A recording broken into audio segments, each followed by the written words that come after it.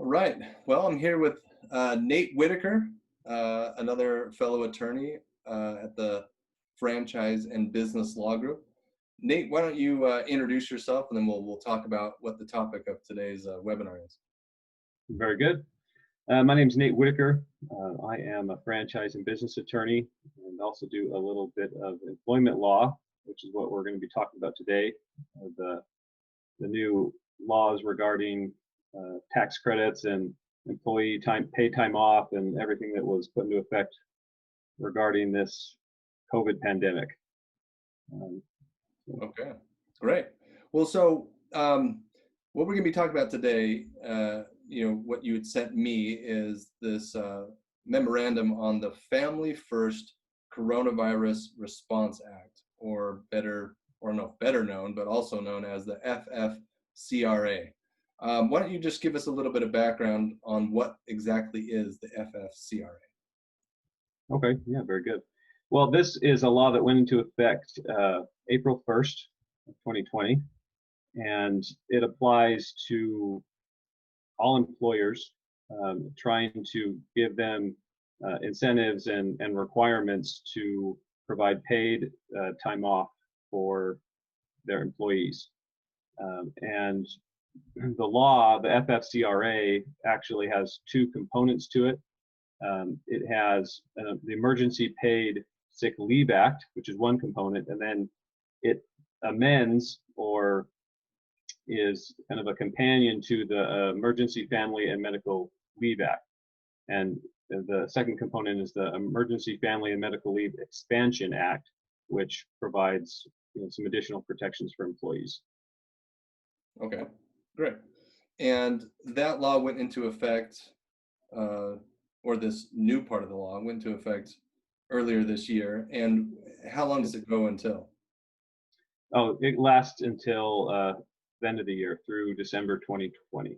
Okay, so everything we're talking about applies through the remainder of 2020. That's correct. Okay, so how much paid sick leave is an employee entitled to receive from its employer under the FFCRA? So under the FFCRA, again, there's two components. So there's the Paid Sick Leave Act, and then there's the Emergency Family and Medical Leave Act. So under the Paid Sick Leave Act, employees are entitled to receive 80 hours of paid sick leave at their regular rate of pay, or 2/3 of their regular rate of pay, according to certain circumstances. And that is what every employee is entitled to if they meet certain requirements, certain circumstances. And those are laid out in very strict format in the law and in the regulations. But yeah, so 80 hours is what they get paid sick leave. Okay, and then is there another amount of hours under the Emergency Family Medical Leave Act? So let me just check my notes here. So under the Family Medical Leave Act, an employee is entitled to receive 12 additional weeks under that act. Mm-hmm. Okay. According to certain circumstances. So one of the common circumstances is if the employee has to take care of a child whose school closed down, so then they have to take care of the child at home and or go to and from work in order to drop the kid off, or to do something to take care of the child. They can get additional 12 weeks off. And there are other requirements which we can get into regarding those 12 weeks. Is that paid time off, or is that just they get to take that time off and not have to be fired? So there's one, let me just check my notes on that point. So let's see here.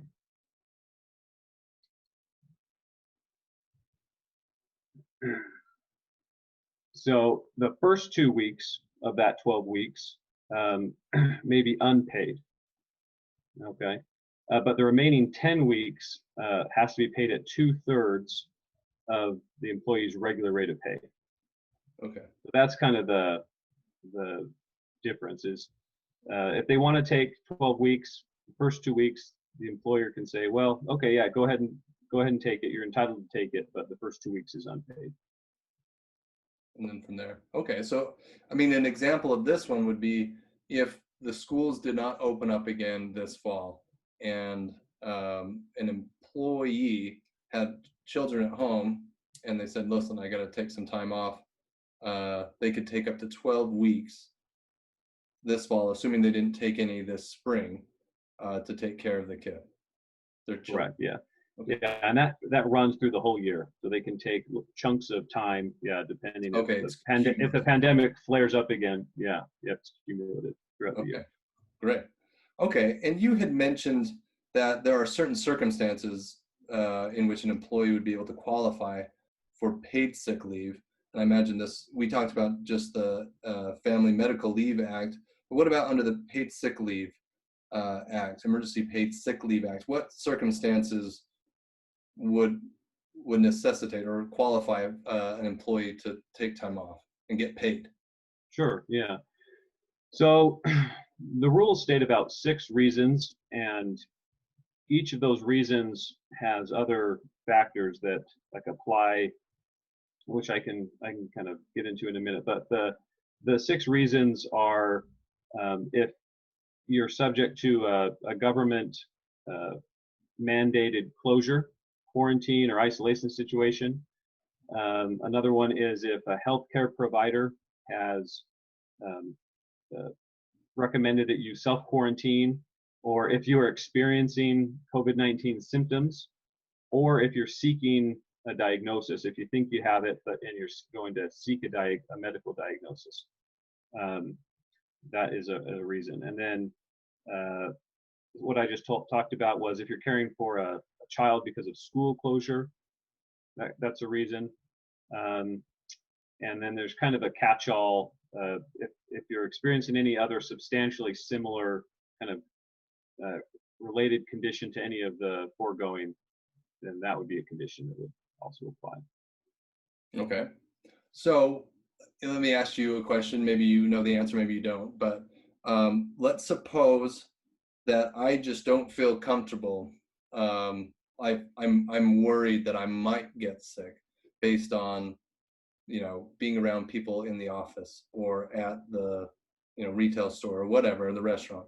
Am I allowed to say I'm just not going to come in and because I'm nervous and I should be entitled to take advantage of this emergency paid sick leave act? Yeah, good question. So the question is if I'm an employee, I'm really sensitive, or I just don't want to get sick, or I'm just worried about it. What are my rights? What can I do?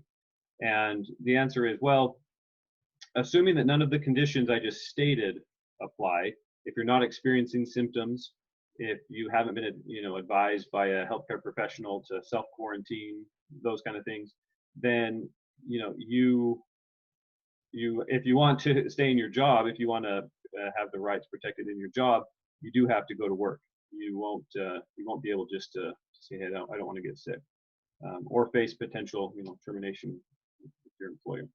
Right. So an employer, if an employee is refusing to come to work but doesn't show symptoms, then the employer can say, listen, if you're not going to come, I have to let you go. They have the right to terminate during this period.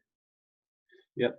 One caution that I've been giving my clients is just be careful. Make sure if you're going to be terminating people, it's for legitimate business reasons, and most definitely not because they're trying to assert their rights under these new laws, the FFCRA. That can potentially be a big liability for the employer.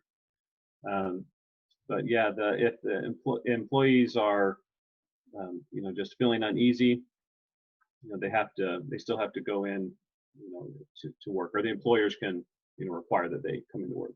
One thing I would comment on that is that employers should take precautions, and they need to take precautions to keep their employees safe, to create a safe work environment. And so with this whole pandemic and then it's different for every business, but the employers need to take steps to make sure their employees are safe, to avoid potential liability there. Meaning sanitizing workstations, cleaning extra well. If they're in a food service business, they have to take extra deep cleaning precautions, I would say. Potentially requiring mask use, although apparently that's still kind of being debated and discussed. But generally, that should be the good rule of thumb, is taking the steps necessary to keep their employees and customers safe. Okay, that's smart. And we're going to get into this in a minute, but you had mentioned, all those 6 things that would qualify an employee to be able to, take up to 80 hours of paid sick leave. Is the employee required to provide any sort of documentation to the employer in order to be able to qualify? And does the employer, do they need to collect certain information that they need to later turn into the government to be able to take advantage of these credits? Yeah. So the Department of Labor has kind of set forth certain requirements and data and information that the employer needs to record. It's not a lot, but it is important if you ever need to prove what kind of credits you're claiming. And so if an employee comes up and says, hey, I need to take this FFCRA leave, the employer has to state a couple of things. Here are a couple that I jotted down. So they have to keep a file in the employee's file. They have to keep documentation of the name of the employee, the date for which the leave is requested, and the reason that they're claiming the leave, and meaning it, one of those 6 reasons that we just talked about. And then if they're claiming leave under the Emergency Family Medical Leave Act, then there are some additional requirements as well. For example, if they're taking care of a sick child or relative, they will need a statement from the employee that he or she is unable to work because of one of those reasons. And then if the reason is for childcare, there are some additional information that they'll need to provide. For example, where the child goes to school, the closure, and some just general information around kind of that situation. Great. Okay. So, and does this apply to all employers? Sometimes in certain laws, it's, anybody over 50 employees, or if you've got any business that has over 50 employees or over 100, does this apply to all employers or just a certain number of employers? This applies to all employers who have 500 employees or less. Okay. And I mean, I guess the first question that comes with one exception, just in the law, it specifically states that if you have less than 50 employees, small businesses with fewer than 50 employees, and you will be severely impacted by providing this leave, you can potentially qualify for an exemption. But you have to prove that would apply to you. So, but generally speaking, all employers 500 or less, 500 less employees or fewer employees, this applies to you then. Okay, no, that's good to know. So let's talk about the mechanics of it a little bit. So I'm an employer. I've got 20 employees, and 5 employees all get sick, and they have to they get up to 80 hours of this paid sick leave, and then a couple more have kids that need to go whatever. And from what I understand, I as an employer have to cover those costs initially, and then I'm going to seek some sort of credit or reimbursement from the government. How does it work? Yes. So let me look up my notes on the dollar limits.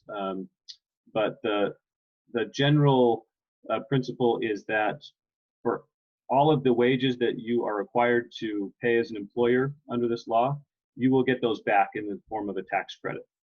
And so that's the tax credit is a dollar for dollar tax credit on employee wages. So it's the withholding wages that need to be withheld from employee paychecks, and then also the employer's employment taxes that they would have paid to the government. There is a form that the IRS will release that you can apply for an advance if the company needs, to advance those wages.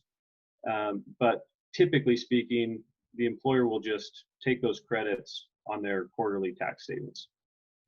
Okay. And then if there's, just like your regular tax return, if there's some left over, the employer will get a refund at the end of the year if they've paid more than the credits will allow. Okay.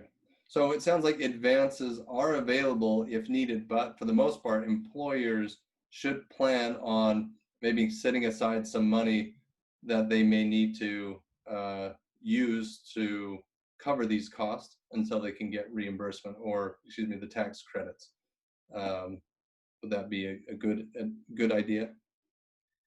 So that's a good question.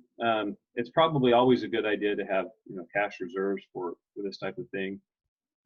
But yes, the employer would need to front the costs unless they can get an advancement from the IRS for those costs. And I haven't heard yet how fast those funds are going to be dispersed for those advancements.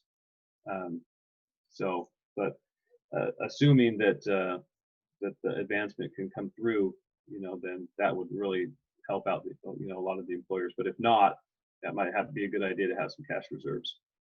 Okay, smart. So, we had talked a little bit about, the different. If I've got symptoms as an employee, or if I've been told by a healthcare provider that I need to self-quarantine or whatnot, then I'm entitled to, take advantage of the Emergency Paid Sick Leave Act. But let's suppose, we had all these government shutdowns. Maybe that's not the right term. Government required shutdowns of businesses. And let's suppose in the fall we have another wave of that, where the state says, hey, restaurants, you have to close. And I'm an employee during that time. Am I allowed to say to the employer, hey, the business is closed, I'm entitled to paid sick leave during this time? So good question. So and to make sure I understand, if the business is not operating, am I entitled to paid sick leave? Right. Then no. The business has to be operating for the employee to be entitled to this leave. So, interesting question then is, if I am an employee, I get sick, and then the company has to close its doors for a time, then I can't also do that, even though I'm sick. I wonder if that's, do you know the answer to that? Well, the employee can, if they're let go, they can file for unemployment if they're not working. But if I'm sick and I'm not let go, but I'm just furloughed, then I can't claim, I'm entailed to paid sick leave because the business itself is closed. The business is closed. Mm-hmm. Then it wouldn't apply. You can't. If no one is there, if the business isn't operating, and if everyone is home, then no, you can't claim paid sick leave under this act. Okay. Very interesting. Pretty cut and dry on that one. Yeah. Yeah. Okay. One thing I forgot to mention, it probably is important for people who are watching this, to talk about the limits, the actual dollar limits when we're talking about the tax credits. So again, employees under the paid sick leave are entitled to 2/3 of their regular pay, and that 2/3 there's also caps on that. So the cap for the paid sick leave is $200 per day, up to $10,000 total that the employer would have to, again, front and then get the dollar for dollar tax credit on the back end. And is that per employee, $10,000 per employee? per employee. Okay. Okay.